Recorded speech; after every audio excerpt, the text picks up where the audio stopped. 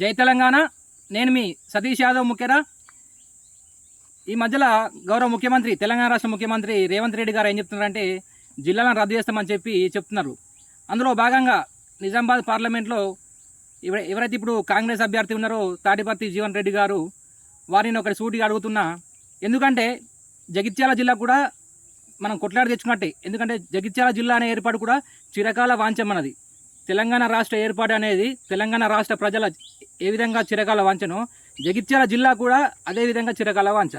మరి అలాంటి మనం కొట్లాడి తెచ్చుకున్న జగిత్యాల జిల్లాను ఈ కాంగ్రెస్ ప్రభుత్వం, మీ కాంగ్రెస్ ప్రభుత్వం రద్దు చేస్తూ ఉంటుంది. మరి దానిపైన మీరు ఏ విధంగా స్పందిస్తారు? జీవన్ రెడ్డి గారు ఏ విధంగా ప్రజల దగ్గరికి వచ్చి ఓట్లు అడుగుతారో నేను మిమ్మల్ని సూటిగా ప్రశ్నిస్తున్నా. మీ వైఖరి కూడా చెప్పాల్సిన అవసరం ఉంది. ఎందుకంటే ఈరోజు అందులో భాగంగా బీజేపీ అభ్యర్థి ఇప్పుడు సిట్టింగ్ ఎంపీ ధర్మపురి అరవింద్ గారు కూడా దీనిపైన స్పందించాలి. ఎందుకంటే జిల్లా రద్దు చేస్తే, మనం కొట్లాడి తెచ్చుకున్న జిల్లాను ఈ విధంగా రద్దు చేస్తే ఎవరు కూడా ఒప్పుకోరు. కాబట్టి వారు కూడా స్పందించాలి. మీరు అనొచ్చు, మరి కాంగ్రెస్ వాళ్ళను బీజేపీ వాళ్ళు అడుగుతారు, మరి మీ బీఆర్ఎస్ వాళ్ళ సంగతి ఏంటి అని చెప్పంటే, ఎస్, మా బీఆర్ఎస్ బాజిరెడ్డి గోవర్ధన్ గారు జగిత్యాల జిల్లాకు అనుకూలమే. ఎందుకంటే నేను జిల్లాను ఏర్పాటు చేసిందే మా పార్టీ, మా నాయకుడు కేసీఆర్ గారే జిల్లాను మన చిరకాల వాంఛన గుర్తించి జగిత్యాల జిల్లాను ఏర్పాటు చేశారు. కాబట్టి మా మద్దతు జగిత్యాల జిల్లాకు ఉంటుంది. కాబట్టి ప్రజలారా ఒక్కసారి ఆలోచన చేయండి. వీళ్ళు మనం గతంలో చూసినట్టయితే మాది ఉమ్మడి కరీంనగర్ జిల్లా. మా ఊరు నుంచి కరీంనగర్ పోవాలంటే 90 కిలోమీటర్లు ఉంటుండే. దాదాపు 3 గంటల ప్రయాణం చేయాల్సి వస్తుండే. ఇది కలెక్టర్ దగ్గరికి పోవాలన్నా, ఎస్పీ దగ్గరికి పోవాలన్నా, కానీ తర్వాత ఏదైనా ప్రభుత్వ ఆఫీస్కి పోవాలంటే అది చాలా వ్యయ ప్రయాసాలతో కూడిన పని.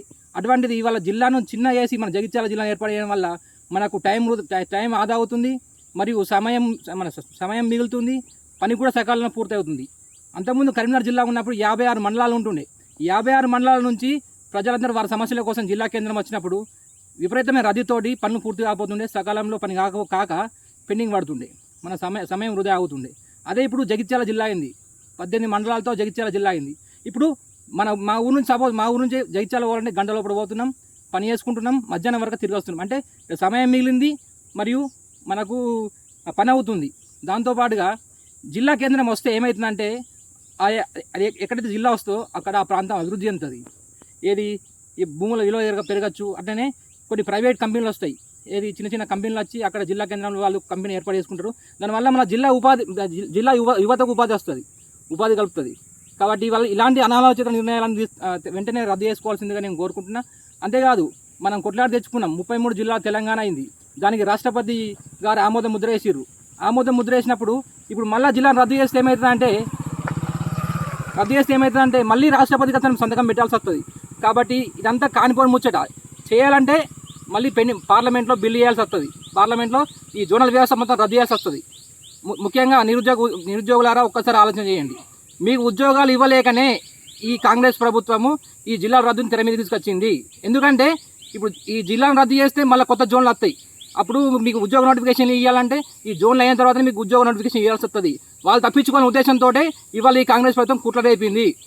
అంతేకాకుండా మన రాష్ట్ర ప్రజలందరినీ మోసం చేసే భాగంగా ఈ ఆరు గ్యారెంటీల విషయంలో కావచ్చు, ఈ 420 హామీల విషయంలో కావచ్చు, కేవలం మనం మభ్యపెట్టే ఉద్దేశంతో ఇవాళ జిల్లాలను ముందు తెర మీద తీసుకొస్తున్నారు. ఈ ముంగటేసుకుంటే వాటిని పక్కకెట్టచ్చు అనే ఉద్దేశంతో జరుగుతుంది. తెలంగాణ ప్రజలారా ఒక్కసారి ఆలోచన చేయండి. మన తెలంగాణ గొంతుకను పార్లమెంట్లో వినిపించాలి, ప్రశ్నించే గొంతుక. ఎందుకంటే ఇప్పుడు కాంగ్రెస్ ప్రభుత్వం రాష్ట్రంలో అధికారం ఉంది, బీజేపీ కేంద్రంలో అధికారం ఉంది. వీళ్ళని ప్రశ్నించాలంటే ఒక గొంతుకు అవసరం. అది మన తెలంగాణ గొంతుకై ఉండాలి.